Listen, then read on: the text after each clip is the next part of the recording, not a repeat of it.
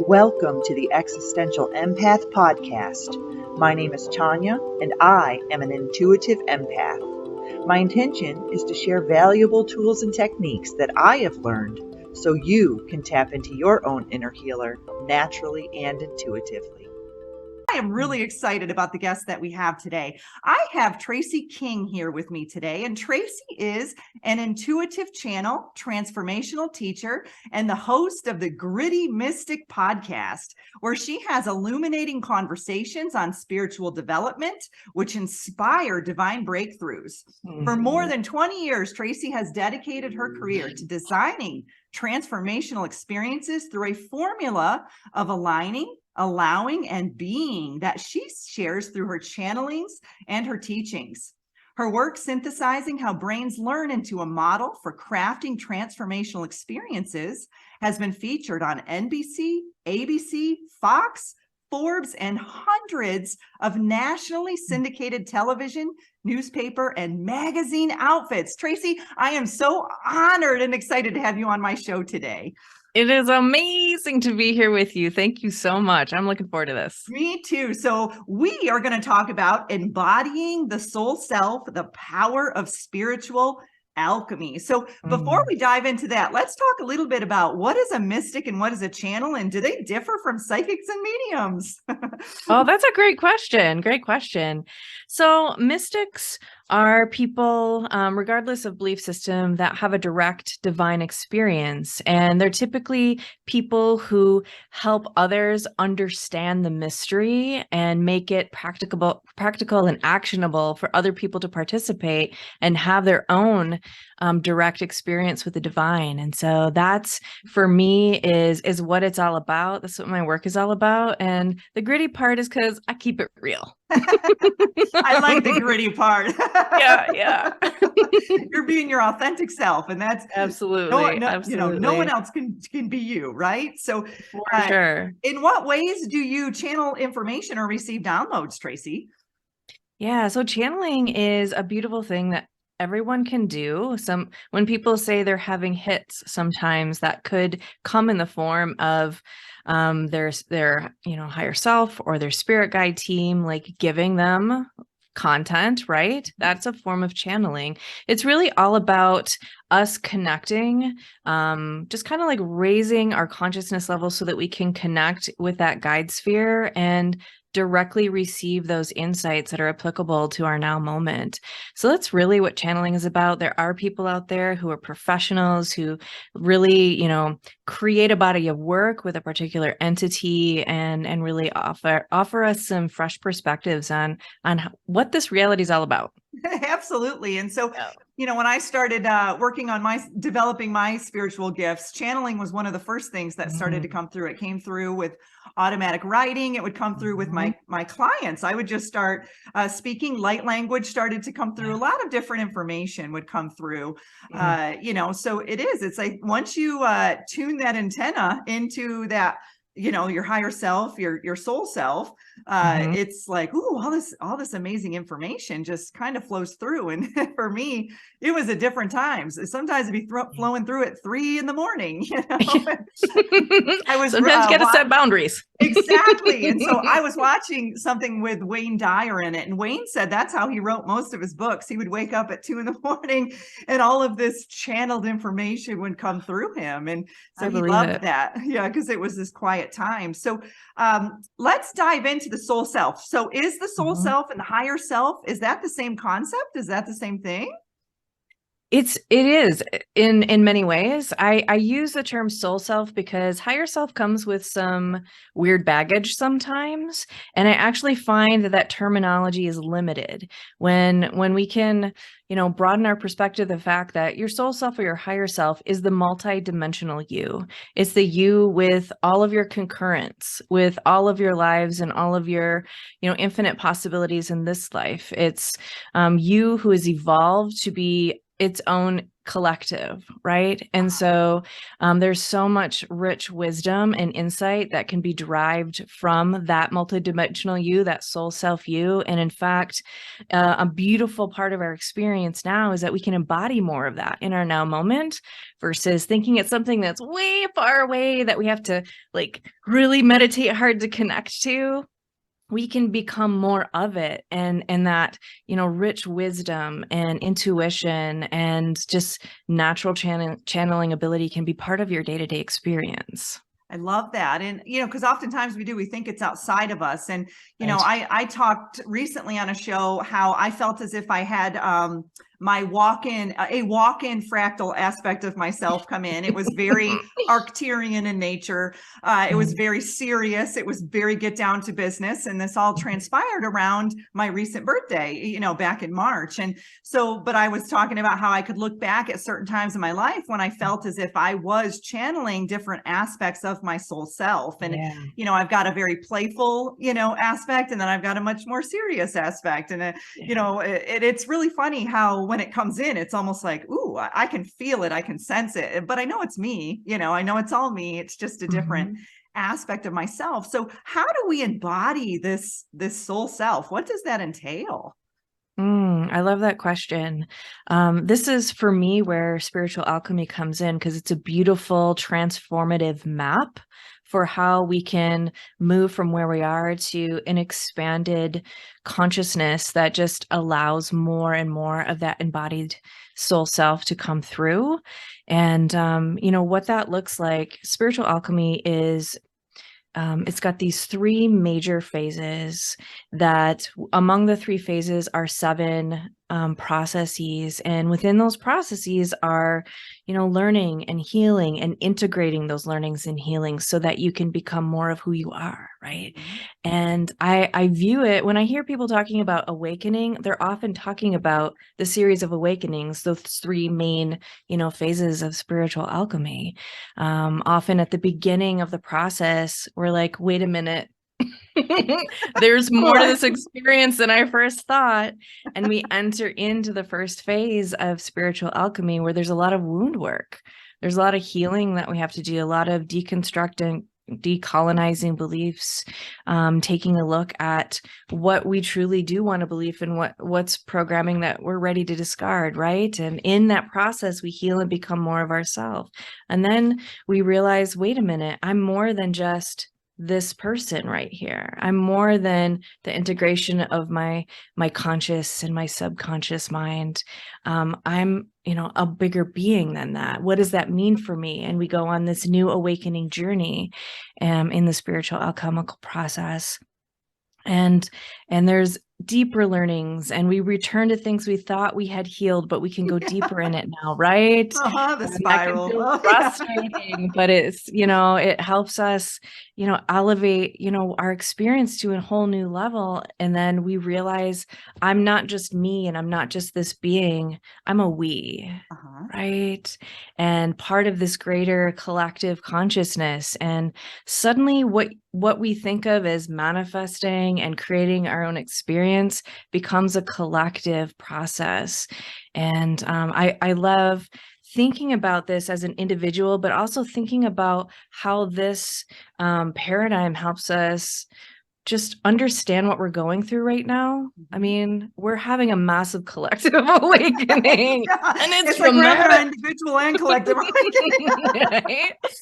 But what an opportunity that is for us to learn together and to heal together and to really expand what we know we can be together. Absolutely. And I love to use the analogy that it's like the human body, right? Maybe a portion of our life we've been hanging out as a foot, and then we realize we have a hand, and we're like, let's go experience our life as a hand. And oh no, now we realize we have a nose. Let's go experience life as a nose. That's and right. It's really never ending. And then you're like, oh, there's a circulatory system. Let's go experience that. And so it's really different perspectives on how we're all going through this, but we're all going through it collectively. And, Absolutely. so let's talk about the awakening process, Tracy. And, what does that look like? How can we identify where we are in the process? I mean, I know I can speak for myself, but, I'd love to hear, your thoughts behind this.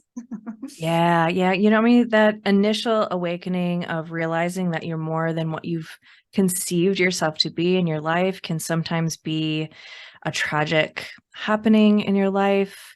It can be like the loss of a primary relationship. It can be, a terrible diagnosis, something that just disrupts your way of being, and you realize, there's something else going on here. And it can also creep up on you.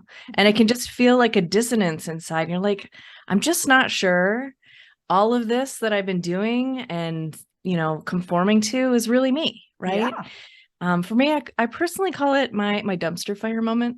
That's funny. My friend used that terminology last week, and I thought she was legit having a dumpster fire. So that's the second time I've heard that terminology. That's what it feels like, man. Everything's on fire. But, we often don't commit to the work and sometimes, the pain and the stretching of transformation unless we realize, our life depends on it, right? We can't go back to the way we've been. There's a massive earthquake in our life and we want to rebuild in a manner that's authentic. And so how we can identify where we are in the spiritual alchemy map, or that, thinking of it as a map of awakening. I like to think of it as kind of like the expanding consciousness of an iceberg. And so if you're an iceberg sitting out there in the ocean, maybe at first you just think you're the top of the iceberg that's above the water that interacts with the air and the birds and the boats. And you're like, here I am hanging out. But then you realize that, you have an entire subconscious part of you under the water that's so much bigger and actually is responsible for a lot of how you behave and the direction of your life and why things trigger you, right? And so that first awakening is really a call to integrate that conscious and subconscious self, to really dig into the shadow, to examine those wounds, to examine our limiting beliefs, to choose what we believe, to create the conditions that allow us to live an authentic life, right? Give ourselves permission to change our belief systems as we expand and grow. I think that was one of my biggest, kind of things was that, wow, one day I believe this because this is where I'm at consciously. And then I received different information and now I'm in a different place. And it's like, ooh, okay, I've got to let go of that belief. And now I'm expanding, in new ways. And it's just giving ourselves permission to do that. Absolutely. And that's such a refreshing perspective, because a lot of people who are exiting institutional religion, fundamentalist ideologies, they're taught to not question. They're taught to conform. And just the capability of receiving new information and being, oh, that's enlightening, and now that stretches my belief or even completely shifts my belief, is an amazing thing. That's part of the transformative process, and we have to allow that to happen. Absolutely. And it's on so many different levels too. It's the religion, the education. I worked in healthcare. I was just expanding myself in the way that we can heal. And, and so there's so many avenues as to how we are all expanding and growing and, kind of breaking through these limited belief systems. And, it's like the iceberg analogy. It's like, the top of the iceberg, you're sitting in the sunshine in the conscious mind. And then you realize, oh, I got to go underwater. It's really dark under here. And there's a lot of scary things. And I have to deal with my inner child wounds, and I have to deal with my shadow self. And I have to deal with all these really dark, not always super traumatic, but dark things that maybe we don't want to go into that dark cave to deal with. But the more we do, the more we heal and the more we can expand and grow. And that's, I think, the hardest part is you're like, okay, I'm diving back in, I know. I mean, we push it underwater because we don't think it's cute. Yeah, we want to be up on the top. That's right. But the gorgeous thing is, once we realize that we're the entire iceberg and we just unconditionally love every facet of ourselves, then we suddenly realize that we're not just the iceberg, we're the water too, right? Yes. And that we're part of something so much bigger that's moving and shifting and incorporates so many different types, just a diverse types of, of intelligence. Absolutely. And that we can connect with that, and we can grow into that, and we can relate with that. And there's all of these new ways that we start to conceive of who we are. And often this is where we have connections with our guide teams. We're developing those intuitive psychic gifts. We might have mystical experiences. Part of that intuitive, psychic gift set might be beginning to channel, right? And then, we just realize really what that relationship is, and that it's not them out there, it's more of me. Yeah. And awakening to that is a radical shift in your perspective on creation. Suddenly, creating is not just about, amassing the wealth and the goodies. There are some bigger things that you have in mind for just elevating the experience collectively. I love the conversation around wellness and justice. You coming from the healthcare space and all of the privilege that's in health, to be healthy, right? Even just to eat healthy requires a lot of privilege, right? And suddenly, this conversation of well-being, of wellness and justice, of equity in that, and how we take care of each other. And can we truly be well if there are so many people suffering around us? What is our take in that conversation, right? Just broadens our perspective. And then that last awakening is really truly stepping into, what does it mean to be all of that? I'm not only the iceberg, I'm the ocean, I'm the cosmos. What does it mean for me to exist holding that in this body, right? Yeah. And it's like, how can that radically change everything? Yeah. It's like that liquid, gas, and solid. There's days you feel light, there's days you feel in the flow, and then there's days you feel heavy. It's like really just moving through the different states of matter that each and every one of us are, through our multi-dimensional aspects of self. Absolutely. Yeah. Just a gorgeous exploration, uncharted territory. Absolutely. And so I love how you brought up, when we're connecting with our guidance team. I've said this for for a while now. I kind of had this realization that my guidance team is me. It's just me in different frequencies and me in different vibrations. And so, when people say, oh, my spirit guides, I'm like, you mean you, Yeah, ultimately, yes. Me. Yeah. And so it's really just having that, and when I had that aha moment, it was like, okay, that's me, that's me showing up for myself in a different frequency. And Isn't that beautiful? Yes, it really is. And that's just the multidimensionality of it all. And so, Tracy, I want to talk a little bit about the third dimension and the fifth dimension and what all of that entails, and some of the misconceptions that may come up for people, and how do we navigate all of this?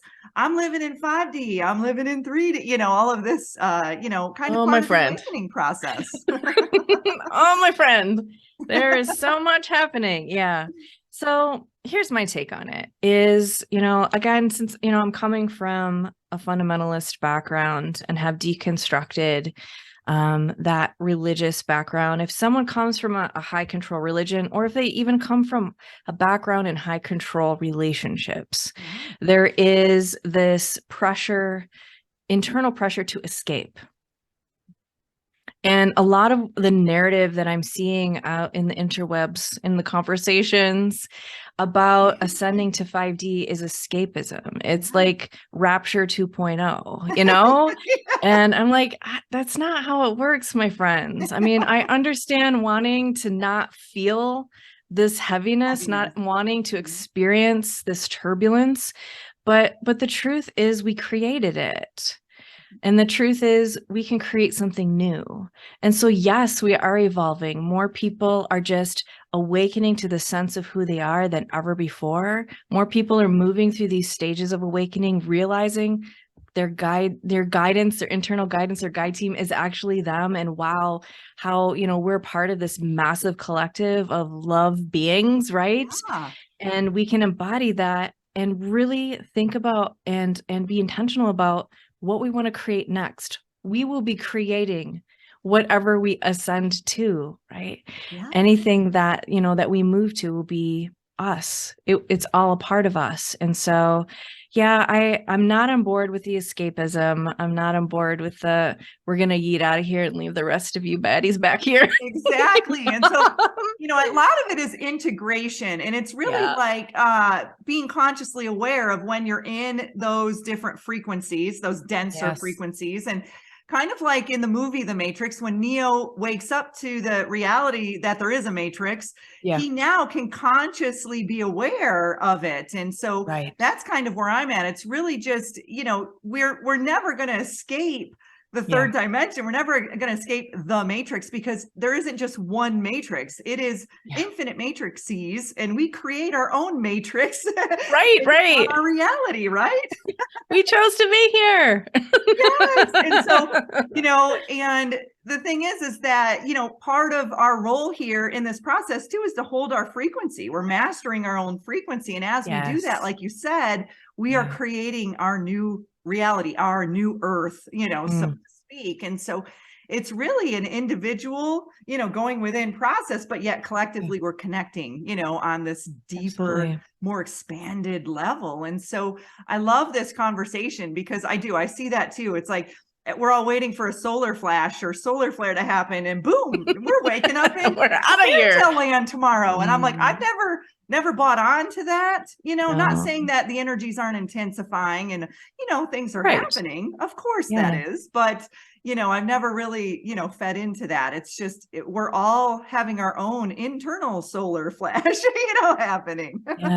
Yeah. The conditions, whether we see them as turbulent or whether we see them as opportunities to just level up how we manage our vibration, it's all expanding what's possible right now. I mean, we're in a place that where more is possible. And so let's use that capability to create something better, right?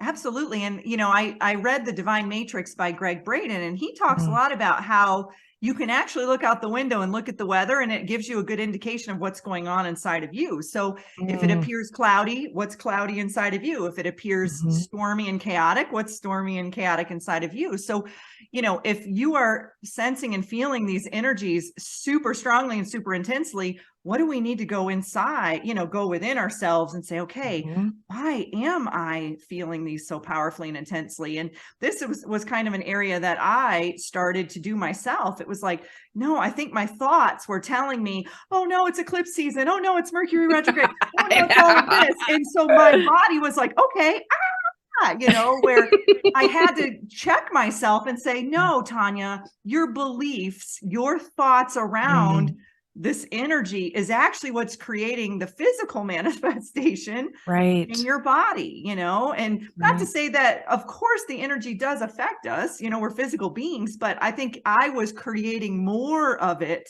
to be affecting, my physical body through my emotions and my thoughts about the energy.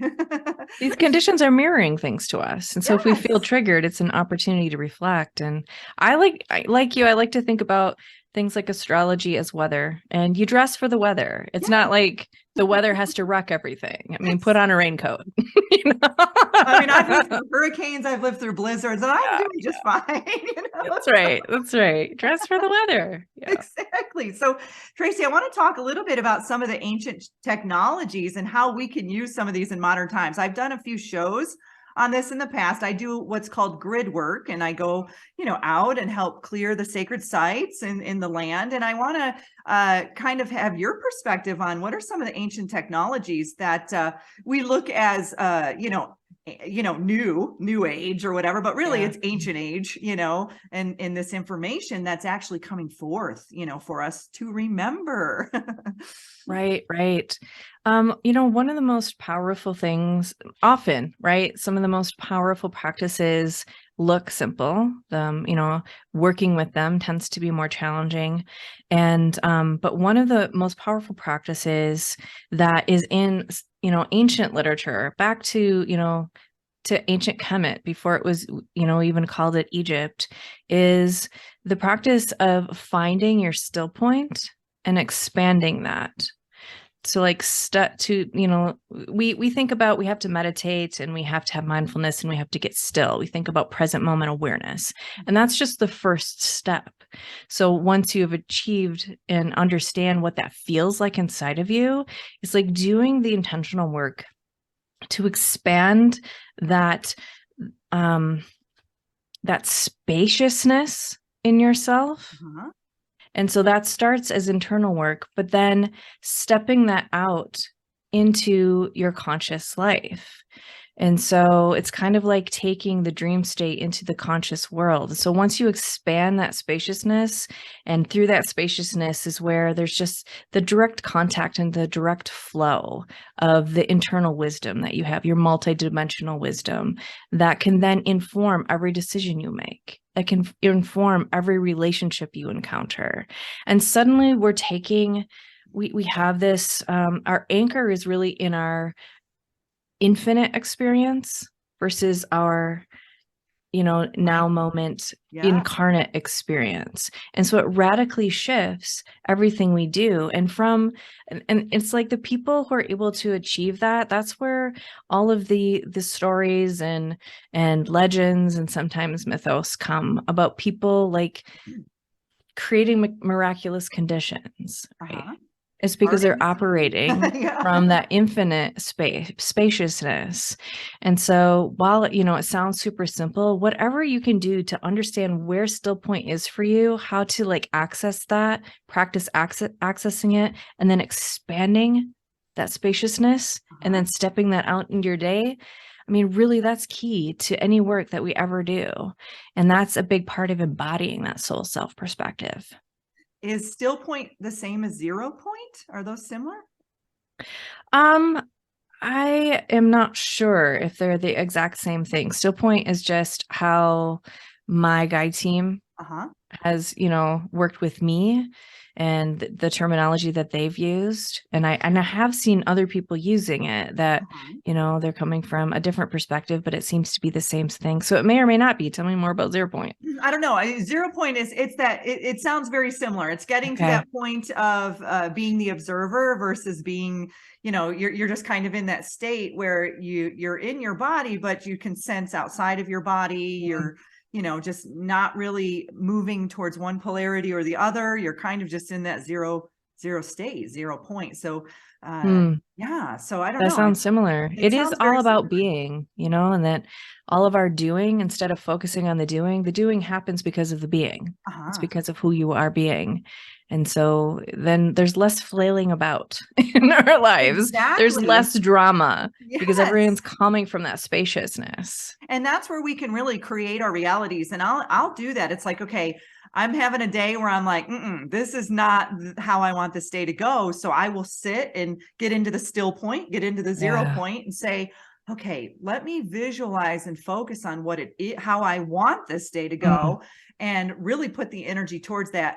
Turn off the distractions of where my day has been started. And I do notice it starts to shift. It's like just, you're going 60 miles per hour one direction and you got to start to slow it down to turn around and, go the other direction. And so just getting to that place of being and like you said, your formula for aligning, allowing, and being, that's a practice that I have really been doing myself, doing being, myself. It's kind of funny you say I'm doing being, but that's exactly what I'm being.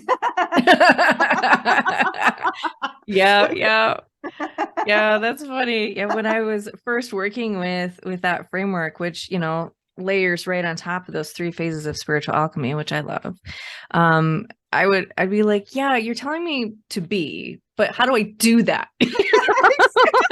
What are the steps and the processes and the frameworks? And they're just like, shh, just settle in, just feel that spaciousness. And there's like, oh, okay. You're like, all right. Cause we've been so programmed as a society to do. And now it's like be. You're like, how do I do that? Exactly. This just feels weird. It feels lazy. At first when I started to just be, it felt lazy, but then I started to notice my mind. I'd start visualizing and I'd start really feeling the emotions. I'd feel what I call cosmic orgasms. It's when I feel the the energy move through my body, the vibrations. And then I'm like, ooh, I just manifested that. Like, I know that that was my phone call to the universe, that I get those bodily chills that move up, through my body, and then they kind of shoot out my, top of my head. It's like, ooh, I just made a really good phone call. Yeah. Oh, Yeah, it feels that's so funny. good. It's similar to silence and how so many people are uncomfortable with silence. And silence is where healing happens. Silence is where we can practice being and feel that spaciousness. I was sharing with a friend, I went to a retreat on Mount Shasta this summer for my Chiron birthday, my Chiron return. And it was beautiful. And there's the ladies, the women in the woods, were doing our thing, doing our hiking, standing under waterfalls, all of the things. Beautiful place. But I have to say, the most profound moments for me were in silence. They were sitting on the little front porch of the cabin, having coffee, just like staring out into the woods and just like being present. They were the day that we were on a mountain hike and our guide said, we're going to hike in silence today. And all of the extroverted women in the group were like, oh no. And all the introverts are like, yes. Yeah. But by doing that, I could just like experience the wisdom of the mountain, just connect with that energy, right? If we had been chatting about it, it would have completely missed that beautiful gift. And then, on the final day, we had a silent breakfast. And I, a couple bites in, suddenly I just began to weep because all of the insights and all of the questions I brought to the retreat came together in such a beautiful clarity. That was exactly what I came for. And if I hadn't held silence and just been present, I would have missed it. I would have missed those gifts. And so just, allowing that for yourself is such a beautiful way to go through life, to experience life and access your wisdom. Yeah. And there's so much power in silence. When I grew up, my mom's a talker. And then, so I always thought I had to fill in the silence. And then when I got married, my ex-husband now, but his family was very quiet. And so I always felt like at the dinner table, I felt very awkward because I was used to a family from Western New York that talks a lot and they're all talking over each other and kind of loud. And here I am sitting in at dinner and no one's talking. And I'm like, this is awkward and weird. And so I kind of got used to that. And then I started, I've been kind of single for a while now, and I'm in my own space often. And so I got really used to the quiet. And now I noticed my clairaudience started to kick in. I was able to, when I would hike, I could hear the trees would speak to me and I would hear things almost like, I joke with my friends. It was like I was on shrooms because, when you're on shrooms, everything's amplified. And, so it was like I was hearing nature, and nature was speaking to me. And this is where the natives, this is their teachings, it's just sit and be still and listen to what nature has to tell you. And many of us have a hard time with that. Especially if me, I lived in Orlando for many years and it was just constant loud and, and then now it's like I live in North Idaho and it's just quiet and silence. And I'll never take that loud back again. Now that I've experienced the calmness of the silence, it's like, ooh, it's kind of overwhelming for me sometimes when I'm around people who can't be silent. It's like, ooh, let's just take a breath. And let's sit here in this.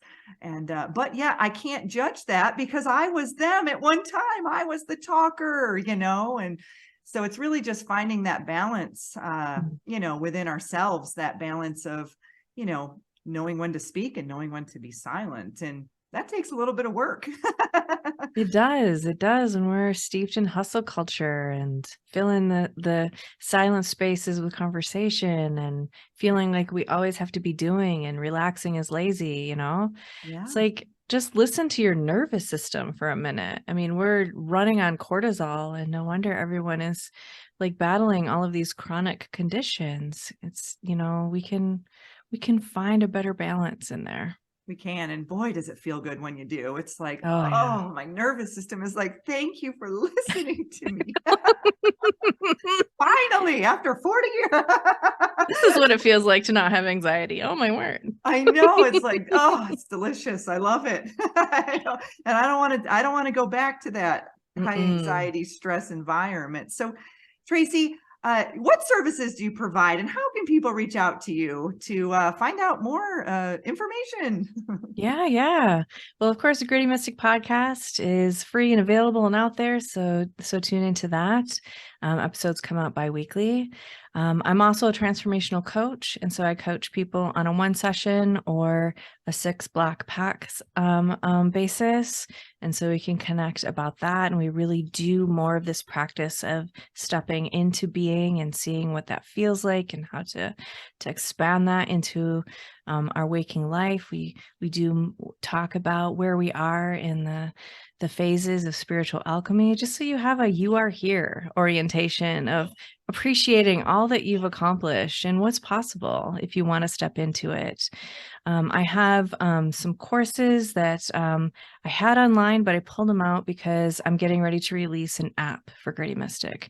And so all of those resources and micro learning experiences are going to be available in the app coming out soon. That's perfect. So what is your website? It's grittymystic.com, baby. Grittymystic.com. That's easy to get to. Well, Tracy, I really enjoyed this conversation, and I thank you so much for the energy that you are transmuting out into this world and this calming, soft presence that you have.